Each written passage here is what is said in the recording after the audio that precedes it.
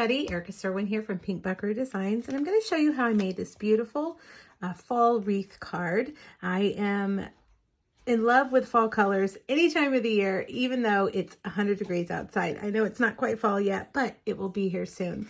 So when I pulled out my new Arrange A Wreath Bundle, I knew that I wanted to do fall colors right off the bat. So that's what we're going to do.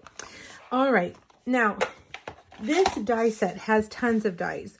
I'm actually going to use both of the wreaths like this to cut out the two layers here. We're going to stamp the back layer with a large stamp, and then we're going to add on these layers in cardstock. So I thought we'd do all of the die cutting first, and then we'll come back and put it all together. Now, one thing that I'm going to suggest is to use an adhesive sheet. I'm pretty messy with liquid glue, so I really like these new adhesive sheets from Stampin' Up. And I'm just going to layer my cardstock on here. And that way, when I cut through, it'll turn my die cut into a sticker. So we're going to do crumb cake and bumblebee. And then we're also going to do soft suede for the bow. All right, so I'm going to lay all those down, close that back up to re-stick this down here. And then I'm going to take my scissors and I'm going to cut that edge off like that so that the exposed sticky side won't get in my die cut machine. Now I could save this and use this for smaller pieces later. All right, we're also going to do this little quail. I'm guessing that's a quail. Or maybe it's a dove. I don't know, but I'm going to call it a quail. And I'm going to do it in Cajun Craze because that's a good fall color. All right, so now this one, look, you can see how many different things that we have. Easter eggs, hearts, pears, flowers, leaves. I mean, the possibilities really with this stamp set are quite endless. Okay, now I'm going to do our bird first, and I'm using my magnetic platform, so as you can see, it's awfully beat up. And as it gets used, those magnets flip sometimes in there. Now I'm going to lay this in here, and I'm going to take the bow. I'm going to do one right here. I'm going to do several bows. I'm going to stack them up to make them thick, to look like a thick, maybe a chipboard sticker. And I'm gonna, I know you can't see right now, but I'm gonna pull that out and I'm gonna run it back through. This is my take your pick tool. That is great for those dies that sometimes get stuck in there. Like that. Just poke that hole. That's why those holes are there, to help you get them out. All right, we're gonna move our quail out of the way. And I'm going to I'm going to scoot it up, and I'm going to do the bumblebee first. I'm going to do one more bow. Now, these more intricate dies need to be run through a couple of times just to make sure you get all that cutting surface, you know, all the pressure on the cutting surface done. And plus, we've put that sticker sheet on the back, so sometimes it needs just a little extra pressure. All right, so we've got that. And we need to do one more, the other wreath, like that, through crumb cake.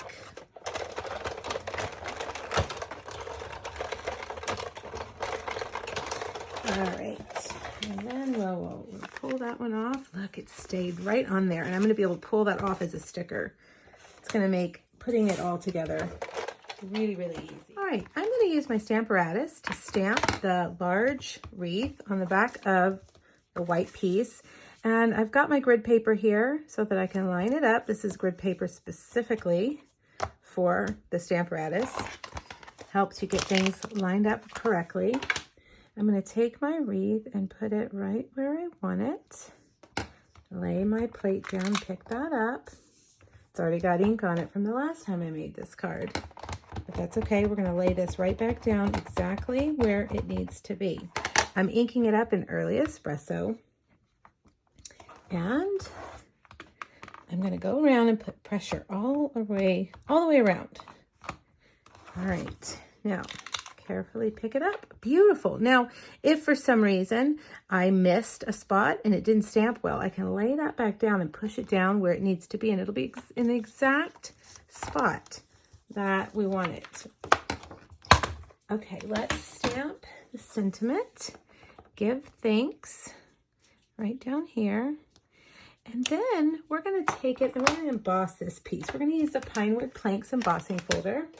So I'm going to bring my machine back over here. And I'm going to lay it down like this. Make sure it's straight. Put my plate on there and run it through. And there we have it. Isn't that a neat look with that embossing on the back? Okay, let's start layering all of these things up. Now I'm going to peel off my crumb cake wreath, and we've got to get it started in one place. Once you get it started, then it'll come off that backing. It's going to take a little bit of careful surgery. And you can use that take your pick tool as you go around, peeling that off. I just love these adhesive sheets. For someone like me who's a messy glue person, I just am very messy with liquid glue. And then when you have something like this that you can't really use a tape runner on, and glue dots are too big, this is the perfect solution when you don't want to use that liquid glue.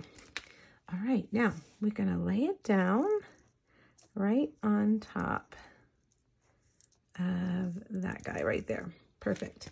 And now this one should be a little bit easier to get off of here if I can get it started. Getting it started really is the hardest part. There we go. All right. Carefully pull that apart. These are pretty delicate, so be gentle. You can tear your wreath in half. I have actually done that more than once. But if you do that, it's not ruined.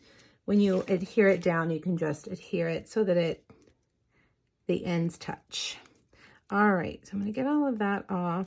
I'm not going to worry too much about all of it because most of it is sticky.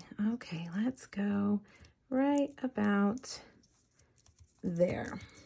Okay, perfect.